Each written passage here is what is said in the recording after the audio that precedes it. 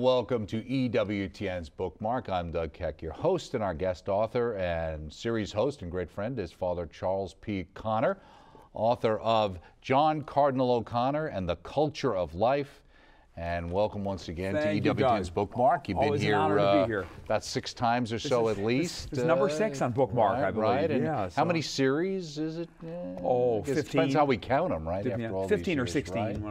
And remember one of the first things you had done that thing on the history of the United States, Catholicism in the United States. That was the very first considering series. Everything's been happening this past summer and this past year, it's interesting just talking about, because you touch a lot on there about the whole idea of religious liberty. Oh, sure, indeed. Right? Absolutely right, yeah. Right. Yeah, no question. Now, we think about you've got a series that we're going to be looking forward to after the first of the year coming up in just a few months, really. Pope Benedict's thought. On Pope Benedict's thought. And obviously we think of you with Bishop Fulton Sheen. Yes, okay. Sure. And so there's a New York connection with Fulton Sheen.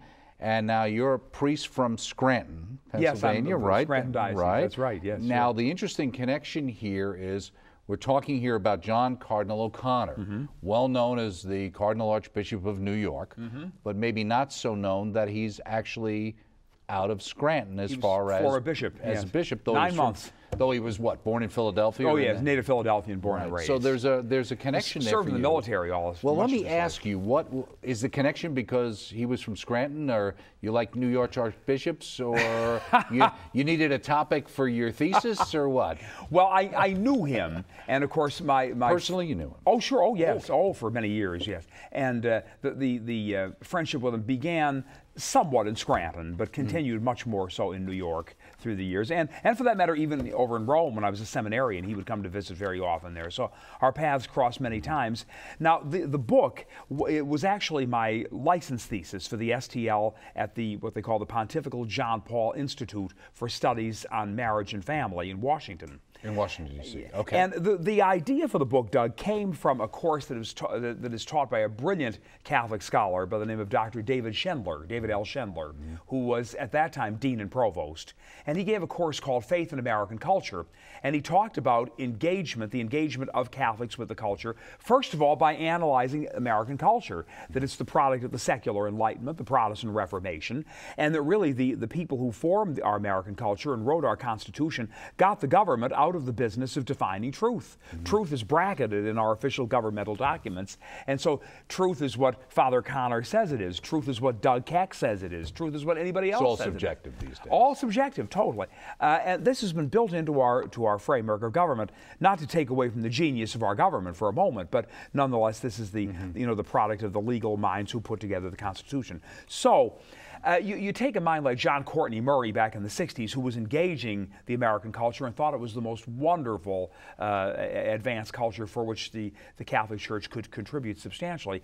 That view is being challenged today, particularly by the idea of communio, given to us by Benedict and given to us by John Paul.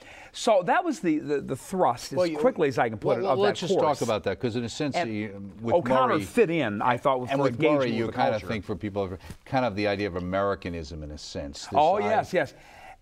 Let's explain what that is and how does that relate against the community approach? Well, Americanism really goes back to the 1890s in this country, and it was the result of a French translation of or mistranslation, as the case may be, of the life of Father Isaac Hecker, who was the founder of the Paulists. Right, exactly. And it was an Abbé Felix Klein who taught at the Institut Catholique in Paris. He wrote a book called Père Hecker est-il un saint?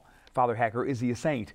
And some of the things that came out of that book seem to indicate, for example, that the active virtues were more valuable than the passive virtues, that a life of social activism was far more to be preferred than the life of the vows, the life of contemplation and so forth, not nearly as important as the life of social and political activity. Which one could look back into the 60s and the 70s, certainly, and sure. the past 40 well, years even Pope Leo XIII saw the danger in this, and he wrote a letter to the Church in the United States called Testem Benevolentiae as a sign of our esteem.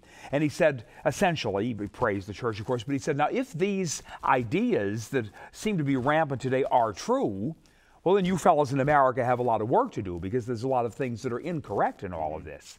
So once again, this idea of communio really challenges what the Americanizers like Gibbons and John Ireland and John Lancaster Spalding and these people were talking about in the 1890s, the active engagement with the culture. Let's look at the culture of the ideas, and let's look at who the creature is in relationship to God. And Benedict has developed this so well, and other communio theologians and scholars have come along and developed Benedict's thinking on it.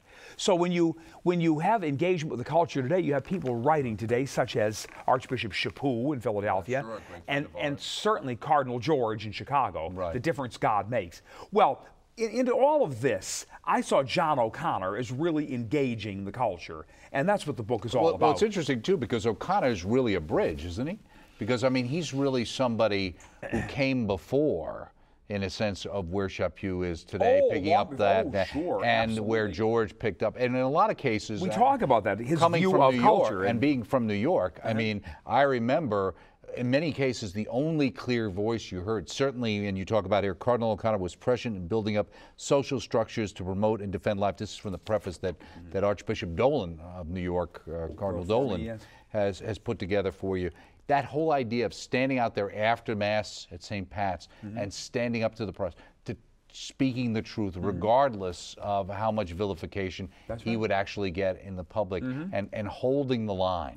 Very true, very true. He was one of the few, you know, in the hierarchy of his time who did that. And he was not at all afraid to take on politicians, as we go into in there, like, you know, the likes of Geraldine Ferraro and Cuomo, the governor of New York, and so forth. I remember them all very, very well. Oh, yeah. Well, she was of course, so well known for the "I am personally opposed, but" position that she felt any Catholic politician could take. Cuomo was a different story, and he in the intellectual sphere, really gave O'Connor a run for his money, so to speak, with the famous Notre Dame address. Was a very intelligent gentleman. Very intelligent very man. Smart, indeed he was and is, you know. Right, and his family is still out there. They sure are. But it's interesting, too, because I remember this, and you say on page 43, you talk about Cuomo and the whole idea of when he was invited to speak to a certain class at the University of Notre Dame, etc. And he gave that one of those famous talks where that whole personally opposed kind of approach was really promulgated. And what's interesting with that whole thing is it wasn't as if some of these Catholic politicians made these positions up on their own. They had a lot of help inside the church and theological support, right? Indeed they did. And yet O'Connor quotes from a very, very early papal encyclical letter in there, you know, saying how terribly wrong it is to espouse one position in private and the other in public, that a Catholic cannot do this, a Catholic may not do it. So what is our tradition in the church? That is our tradition, not what these politicians would make up and try to positions that they would try to defend, that they have taken themselves. Primarily to foster their own political career and re-elections and all this kind of thing. Right. Well, that's the real politique, as they say. Sure. And now the Cardinal O'Brien, ex-Baltimore, who's moved on, now that Bishop Laurie is there, he talks about the fact in his foreword that talks about how Father Connor accurately conveys the status of the pro-life movement as the Cardinal took up his pastoral responsibilities in New York in 1984. Now, he was there till what, 2000? 16 years, Archbishop of New York. Now, when he ultimately died, he was very ill, wasn't he? I mean, at the end he was. Oh, yeah, from the treatments, you know. He died of brain cancer in the end. And kept going as long as he could, of course, but and kept saying Mass publicly in the cathedral as long as he could. Right. He talks about the prophetic voice from the unique pulpit of New York provided new leadership, clear and reasoned, calm and charitable, and with a humor often self-deprecating that could disarm the angriest of the pro-abortion partisans. Very much so, yeah. He was so clever in his argumentation. In fact, Father Richard John Newhouse quoted from an editorial in one of the magazines. It was either the New Yorker, or I mentioned it in there in the book, it was one of them, talking about the fact that O'Connor is a fanatic. And as being a fanatic, he is also one of the most effective types of fanatic, because he can use his intellect, and he can use his humor, and he can use his power of persuasiveness to get his point of view across. Now, his point of view was considered by this particular journal to be fanatical, and that's why they were quick to describe him as a fanatic. But ad hominem attacks. That's right. right. Absolutely.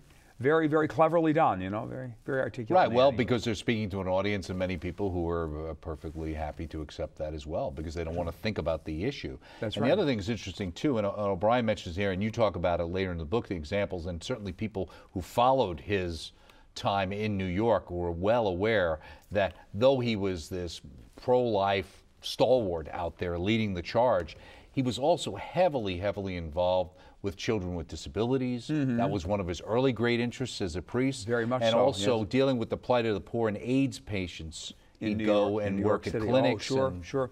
And and the never asked for publicity on the these outreach things. of the church, of course, particularly for girls who became pregnant, to, you know, once they had their babies, to either provide foster homes, to provide for their care, their well-being. I mean, it was a constant reiteration on his part, and yet at the same time, he was very quick to indict the press. And I have another an account in there in the book about he says to them in a press conference, "I know you will sit there with your pencils and your pads, and you will politely smile at everything I say here. And tomorrow morning, when I pick up the newspaper to read it, not one word of what I said will be there." Page 17. Time after time in press conference, I've reminded the press of this promise that we have made and kept, and I say to the press, you are so opposed to the cause of life that you won't print this. I know categorically that when I get up tomorrow morning and I read your account of this interview, you will not tell the world about this offer. And that was the offer where they said that the Archdiocese agreed to basically provide free medical care, free hospitalization, and take care of all expenses for girls with an unwanted child. With an unwanted child, yes, right? Absolutely, absolutely. And he said You later didn't on hear that, much about it, though. later on he said, if you have an elderly mother, a sick mother, a mother who is a burden, it may be decided that it is best to put her out of her misery like a horse. Shoot it when it has a broken leg. That's the culture we've developed. Sure. The culture of death. And that's really what he was attacking, right? Indeed, he was, very much. Now, very, very you much. connected it here in the book to Herod the Great. How was there a connection in your mind? You have O'Connor. No, he connected it, I think. He connected it. He Okay, it says here, connected it. found an interesting the murder parallel. of the innocents, right. of course. Right. Yeah. Okay. And, you know, it was an interesting thing. Before he went to New York, he gave an interview. He was still in Pennsylvania at the time, in Scranton. Gave an interview to one of the New York papers comparing the slaughter of abortion with the Holocaust. Oh, right. And they were crazy. The New York Times went out of their minds over that. No one's allowed to use that term. No, yeah. Right, exactly. Well, it's also, this was an interesting one. On page 19, it talks about, he was talking about the idea, talking about the whole concept, and it's true, of legality. That when things are made legal, suddenly they're okay. The psychology behind it. Right. Absolutely, An interesting proof of this was the 62 pamphlet published by Planned Parenthood, hoping to reduce teen pregnancy. It was very straightforward in telling teenage girls that, quote unquote, an abortion kills the life of a baby after it has begun. Later on, he goes on to say, the pamphlet was eventually withdrawn. I am told, wrote the Cardinal, that when asked in 1982 about this statement, representatives of the same organization replied that this brochure was written in 1962 when abortion was illegal. So the law determines what we believe. Isn't that fascinating? Planned Parenthood putting that out and saying abortion was murder, you know, was killing. Yeah. Right, exactly. Oh, sure. Because, and that's why, of course, younger generations who have grown up since Roe v. Wade, many of them will say, what are people getting so excited about? What's to get so upset about with abortion? In some ways, you think about the world where we have it now, it's kind of like even the changes in the liturgy. We act like all these changes that have basically happened in the last 40 years was the way the world always was, when it wasn't that way at all. And somehow we were able to make those changes, but somehow now I'm old enough to remember the way it used to be. You're not, Doug, but I am. No, I am too. I am too. I was very prescient as I was sitting in my crib there. I could hear it. You could hear it all. The Latin Mass being promulgated on television. But it's interesting too, because you also talk about on page 24 not only the larger kind of scale of the Ferraras, who he stood up to, and Cuomo, but also there was an assemblyman from the Bronx. Deary, yes. Deary, right? And he talked who had about his mind changed. Right, but because O'Connor stood up and said he was no longer welcome to speak at church functions. Yeah. He was really the only one back there who was doing those things. Indeed he was. And for a long time, and you mentioned it in the book, that stopped. After he stopped doing it, it's only recently, within the last couple of years, we've started to hear that again. Oh, yeah. Right? He disinvited a president of the United States to the Al Smith dinner because the president was so pro-abortion. And of course, that's the big dinner in New York, which Yeah. usually both candidates Both candidates get to every 4 attend. years. Yes, yes, indeed. In the Cardinal's mind on abortion, in that chapter, you say, at certain times, O'Connor felt that when the Catholic laity see prominent individuals ignoring church teaching and going unpunished by the church, they become confused and scandalized. At the same time, the church does not want to make martyrs out of individuals by punishing them, and that's always the quandary, right? It is. And also the church wants to be pastoral. The church wants to be pastoral, and yet you don't, it's interesting, you don't even hear statements that strong today. You know, you don't hear threats of excommunication to these people, and yet look at what's going on, you know, as we sit here today in this day and age. Huh? Now, what about the people, and we kind of glossed over the fact, and we didn't really mention that he was a chaplain, right? So he was in the military. He was chief of chaplains in the Navy. What was he, an admiral or he was rear an admiral admiral? when he retired. When he retired. 27 years in uniform. So some people would say, well, see, he's really it's that military gruff guy. He wasn't really pastoral.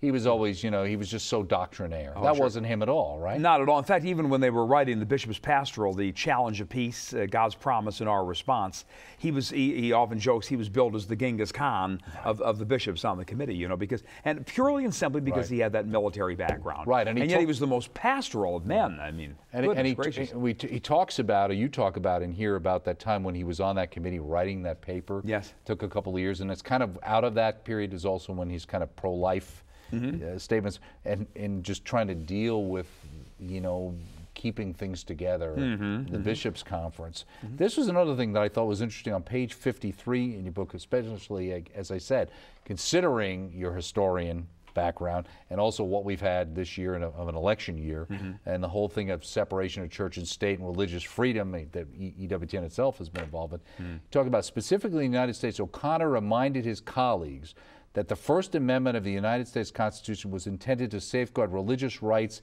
in a religiously pluralistic society. With today's intertwined notions of tolerance, privacy, and choice, a moral climate is being created in which each individual may determine for himself the rightness or wrongness of his actions without any moral norms. He goes on to say, we are seeing, O'Connor said, a growing acceptance of Nietzsche's inversion of values. What was that? Well, I think that, first of all, the way he was arguing was that Nietzsche's inversion of values would have really gotten around to something like Descartes was saying in the philosophical arena, in the sense that the total emphasis was placed on human subjectivity. It's I, you know, I think, therefore I am. Well, therefore man is the measure of all things, and it's what is knowable is all we can really and truly know, rather than any objective criteria. That would be the inversion of values. And certainly Nietzsche, I think, was influenced by that by Cartesian thought. There's almost no question that he was. But what O'Connor is not getting at there, and he really never gets at in any of his writings that I've been able to find, is this whole idea of you know, the being givenness of each one of us and the receptivity that's built into our basic ontology as human beings. We respond to the life that God has given us, and that response is filial to God and relational to others. And based on that as I say, call it that ontology that is within every human being in the world, you really then have to question, how do we, who look at each other that way and who have this view of humanity, how do we engage in a culture or with a culture that is basically as secularistic as ours is, but yet as secularistic as ours always was? America was always a secular culture in its foundational documents, very religious in its people, and of course the great claim to fame in the United States was one could be as religious, and churches could function freely because there was no officially defined truth. But because there is no officially defined truth, that opens up another whole series of problems that, as I say, today's writers, even more than O'Connor in his time, are trying to from address. A simplistic idea, the idea of the separation of church and state was not designed to protect the federal government from the church. It was designed to protect the church from the federal government. Because otherwise you wouldn't have had states who had state churches. That's very early true. on. That's absolutely true.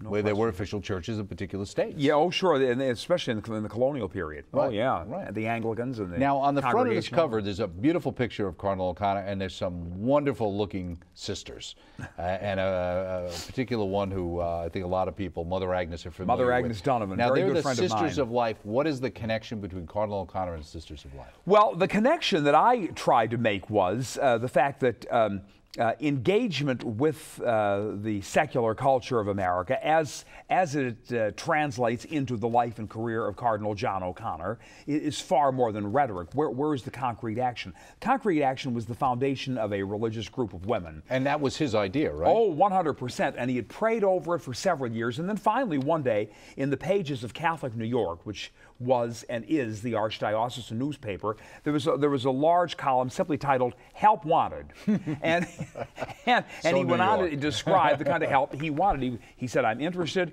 in forming this new religious community. They are going to be contemplative with prayer, but active in the pro-life sphere in the United States."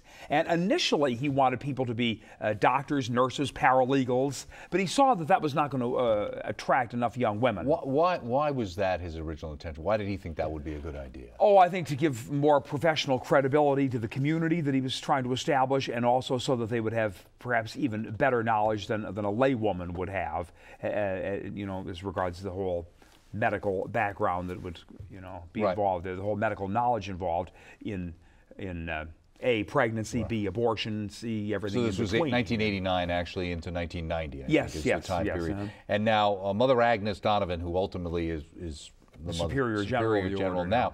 Now, she was one of the 8 postulants, but had not been on the first discernment retreat back in 1990, but made the second such gathering the following spring. Now, a lot of people may not know. I mean, I knew she was, well educated. She was assistant professor at Columbia University Teachers College, PhD in Child Development Family Studies, taught at William and Mary College in Williamsburg, Virginia, and had been a school psychologist in Ithaca, New York. She's actually though she's far removed from Scranton. But she's in Pennsylvania, She's from right? the Diocese of Scranton, up in the northernmost here in a little place called Silver Lake, which is the oldest settlement in the Diocese of Scranton, right on the New York border.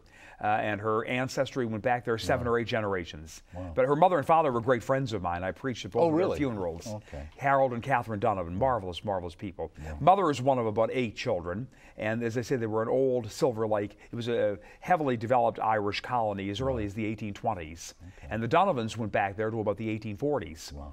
So she was, but she had a remarkable background and was an obviously very easy choice in the Cardinal's mind to become the first superior. Now they are a society of diocesan right. I mean, they're fully incorporated. And, right. Okay. Cardinal Egan pushed that through. Another kind of status for those of us who it's full canonical status. Oh, yeah, sure. In other words, prior to that, they were, for all practical purposes, lay women dressed as religious. They did not have the canonical status. Pious association. Pious association of the faithful, sure. But they are indeed a society of diocesan right. Now, not to throw this out there, but Justin Martyr, he connected the Cardinal, explained the significance of the Feast of Justin Martyr in the establishment of this community. You're the historian. Who's Justin the connection, Martyr? The connection would be, he just saw it as, I mean, it would have been, had been going on the feast of any martyr, particularly a martyr of early Christian Rome, anyone who sacrificed himself or herself to that extent, to the shedding of blood for Christ, had to, has to be a role model, if you will, for people who, please God, will not be called on to do something like that, but will be called on to endure various kinds of martyrdom, as all of us are. But people who are really out on the front lines of pro-life, I think, would almost have to come to expect a derision that would, in his mind anyway, amount to a 21st century kind of martyrdom. Well, it's interesting. I know you've got in the appendix, Mother Agnes wrote something. It says, Cardinal O'Connor was to the Church of America what Pope John Paul II was to the Universal Church. She was quoting Dolan on that. Right. They were Dolan's words. And then you put here that more than once the Cardinal said that throughout his years in New York, he had, quote unquote, swung at every pitch. Yeah. And wondered if a greater good might have been served by his being the Lord's more quiet servant. What's your take?